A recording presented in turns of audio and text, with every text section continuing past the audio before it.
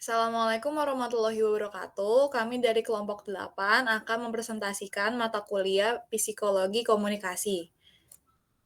Di sini kelompok kami ada Aldio, ada saya, ada Raura, ada Oktavia atau Tata, ada Reja, dan juga ada Gibran. Studi kasus yang kami akan bawakan adalah demo mahasiswa tolak RUU KUHP. Demo mahasiswa yang tolak RUU KUHP. Pada tahun 2019, Indonesia menghadapi situasi yang menarik perhatian publik terkait rancangan Undang-Undang Kitab Undang-Undang Hukum Pidana RUU KUHP. RUU KUHP ini menuai kontroversi karena dianggap memiliki potensi mengancam kebebasan sipil dan hak asasi manusia. Dalam kasus ini, mahasiswa dari berbagai perguruan tinggi di seluruh negeri turun ke jalan dalam demonstrasi besar-besaran untuk menolak pengesahan RUU KUHP. Lalu yang kedua ada komunikasi kelompok. Komunikasi kelompok adalah komunikasi yang berlangsung dengan beberapa orang dalam suatu kelompok kecil. Komunikasi kelompok terjadi dalam konteks komunikasi interpersonal dan sudah melewati tahap komunikasi interpersonal. Analisis kasusnya, sistem komunikasi yang dipakai oleh kasus tersebut ialah sistem komunikasi kelompok. Dikarenakan pada kasus tersebut bisa kita lihat bagaimana mereka berkomunikasi bukan hanya dengan satu orang, melainkan lebih dari dua orang. Lalu yang kedua adalah komunikasi politik. Komunikasi politik adalah komunikasi yang diarahkan kepada pencapaian suatu pengaruh sehingga masalah yang dibahas oleh kegiatan komunikasi ini dapat mengikat semua warganya dengan sanksi yang ditentukan bersama melalui lembaga politik. Jika menurut para ahli komunikasi politik ini, menurut Rus dan Althoff tahun 1997 mendefinisikan bahwa komunikasi politik sebagai proses ketika informasi politik yang relevan ditentukan dari suatu bagian sistem politik ke bagian lainnya dan di antara sistem sosial dengan sistem politik. Lalu menurut McQuill, dalam Swanson tahun 1990, komunikasi politik adalah sebuah studi yang indisiplinari yang dibangun atas berbagai macam disiplin ilmu, terutama dalam hubungannya antara proses komunikasi dan juga proses politik.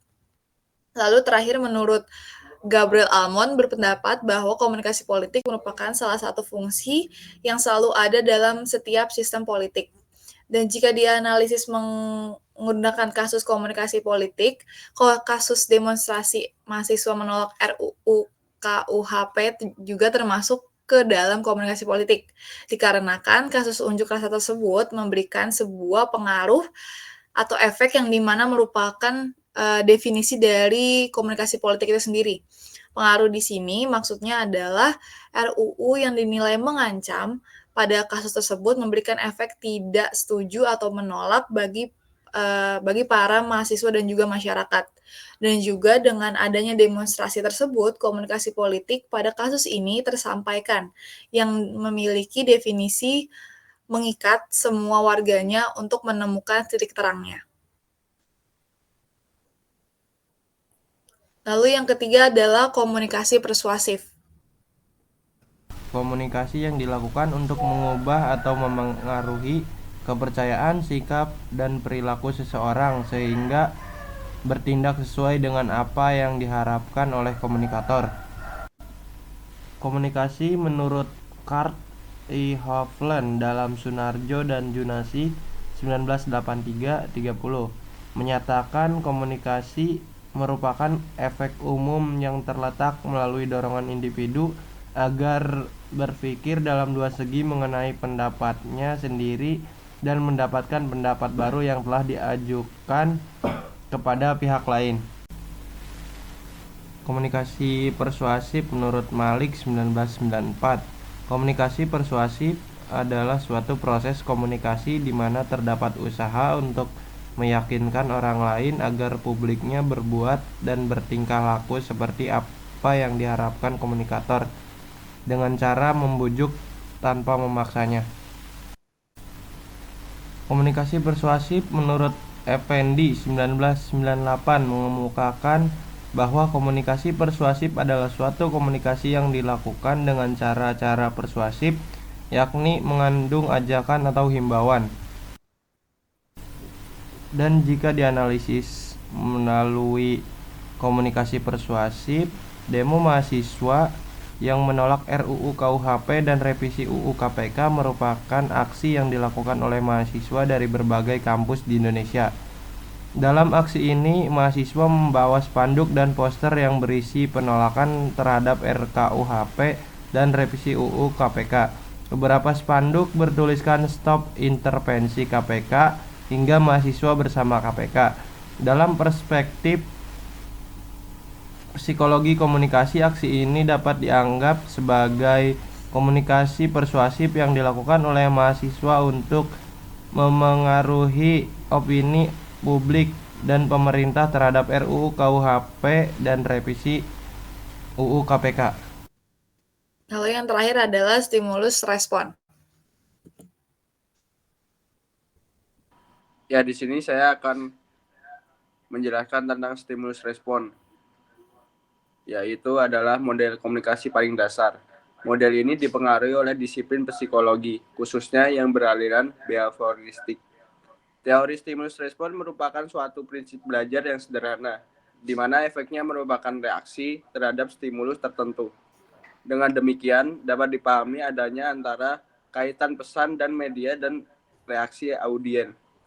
Elemen utama dari stimulus respon antara lain, model ini menunjukkan komunikasi sebagai proses aksi-reaksi yang sangat sederhana. Model SR mengabaikan komunikasi sebagai suatu proses, khususnya yang berkenaan dengan faktor manusia. Secara implisit ada asumsi dalam model SR ini bahwa perilaku atau respon manusia dapat diramalkan.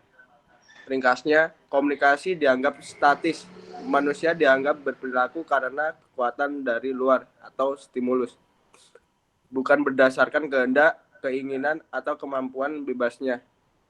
Model ini lebih sesuai bila diterapkan pada sistem pengendalian suhu udara alih-alih pada perilaku manusia.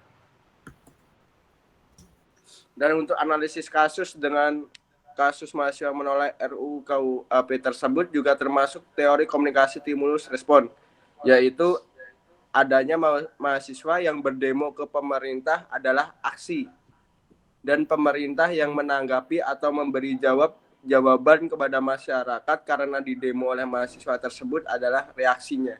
Terima kasih. Baik, itu saja dari kelompok kami. Kurang lebihnya mohon maaf. Wassalamualaikum warahmatullahi wabarakatuh.